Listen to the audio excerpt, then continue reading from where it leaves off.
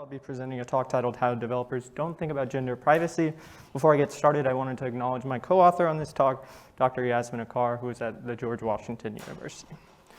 So to get started with a quick overview of the talk, I'll start by sort of describing the problem. I may spend a little longer on this point than other research talks just because I have a feeling it's something that people aren't necessarily familiar with. I'll then move to talk about the study we did talking with developers about gender privacy. Particularly, we looked at data on Reddit, as well as we conducted interviews with developers. Finally, I'll move to discuss some key takeaways for the people in this room. So to get started, what is gender? It's defined by the American Psychological Association as one's internal sense of being male, female, or something else.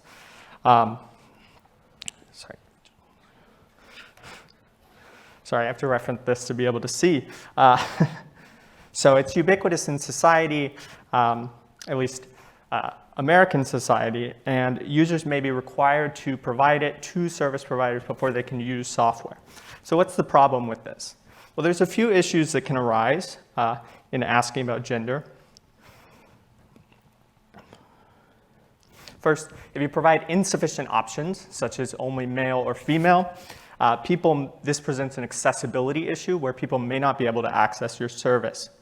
Second, gender identity may change over time. So this can be someone who, for example, was identified at birth as male, but then transitions to identify as female. Additionally, for people who, for example, maybe aren't out about their true gender identity, when you ask about their gender, it presents a privacy dilemma for them if they can't opt out of that question.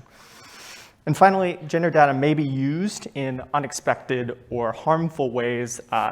Often this comes up with people being categorized for advertising in ways they don't expect or are inappropriate.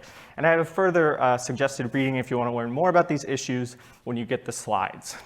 So I want to give a sort of illustrative example here from the real world from a coworker. So when they accepted a job at the company they were working at, they provided them with 3 gender options. They didn't really know what this was going to be used for.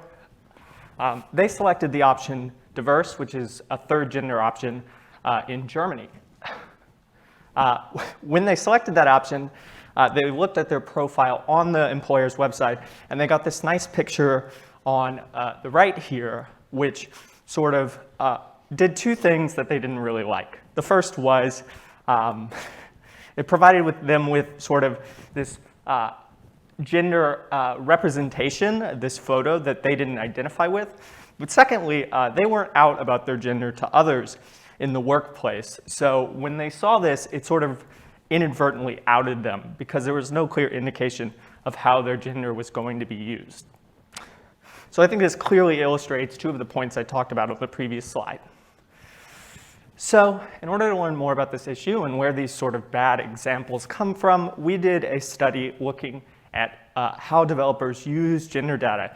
And we started with these 3 framing research questions here. So the first one is, how do developers use gender?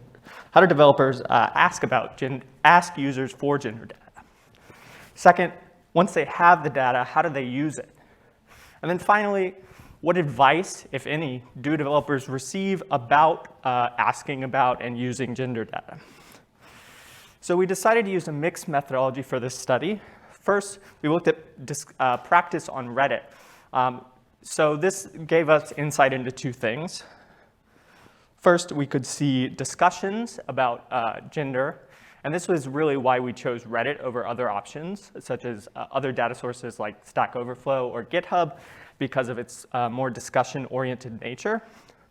But additionally, we were also able to see code snippets where people used or asked for gender. Second, in order to get insight into some issues that weren't covered in our Reddit data, we conducted an interview study with 15 developers. As I said, this allowed us to probe issues that were not present in our Reddit data set. So I'll start by discussing what we did with Reddit. So in order to collect data, we took search terms related to gender and applied them to, and used the Reddit API to look for them on programming-related subreddits like r/computer science, r/learn programming. and other such subreddits. So from this, we got over 900 posts with over 10,000 associated comments. We couldn't stop there, though, because of our broad search criteria. We had a lot of sort of unnecessary posts, ones that were not really relevant. They just used one of the search terms.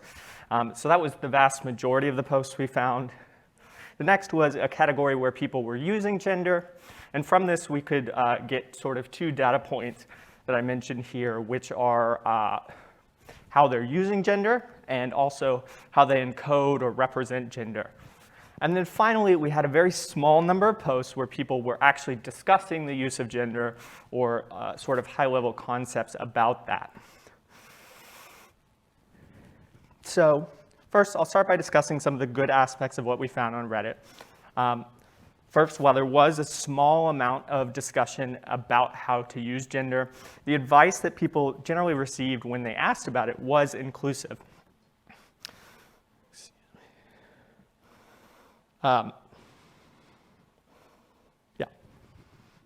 Unfortunately, the vast majority of posts on Reddit where we observe gender being used in practice use uninclusive options. The most common representation of gender, overwhelmingly in the posts where we could identify a representation of gender, was a binary representation. Additionally,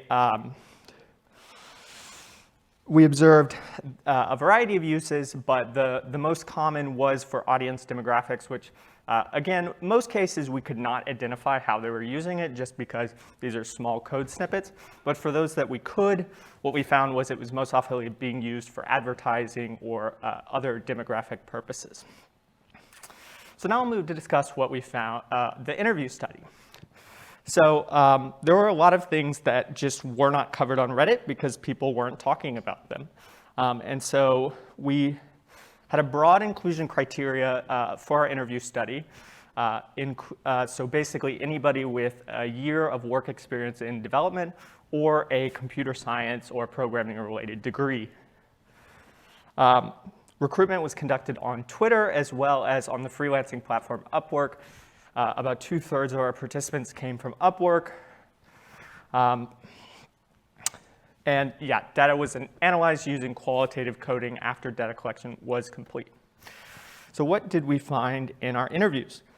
Perhaps somewhat surprisingly, the plurality of our interviewees preferred more inclusive options. So this is sort of an example quote. When we asked about how they would ask for gender, this person stated that they would ask for it using a text entry and sort of giving people that freeform option. As with Reddit, the most common use case that people cited was audience demographics. Again, this sort of suggests some sort of advertising purpose rather than gender being used for some centrally important task. Moving forward, another thing we noticed in our interviews was that most developers, as you might expect, were not really familiar with the topic area. So questions often had to be repeated or reiterated or explained in more detail.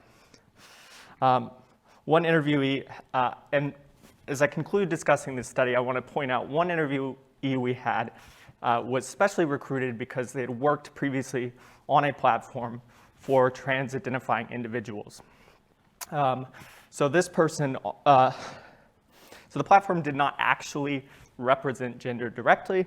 Rather, they allowed people to represent their identity using tags on posts and create community that way.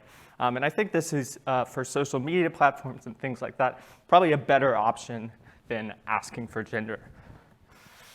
So to conclude, I want to summarize some key takeaways here. First, while we saw positive signs, especially in our interviews, I think that more direct standards need to be set on how people collect gender data in order to make software more accessible for everyone. Additionally, software should accommodate people who cannot provide their gender for privacy reasons or have genders which fall outside the binary. And finally, unnecessary collection of gender should be eliminated as much as possible. Of course, it's not always possible to eliminate gender as something you're collecting. There may be valid reasons why you need it.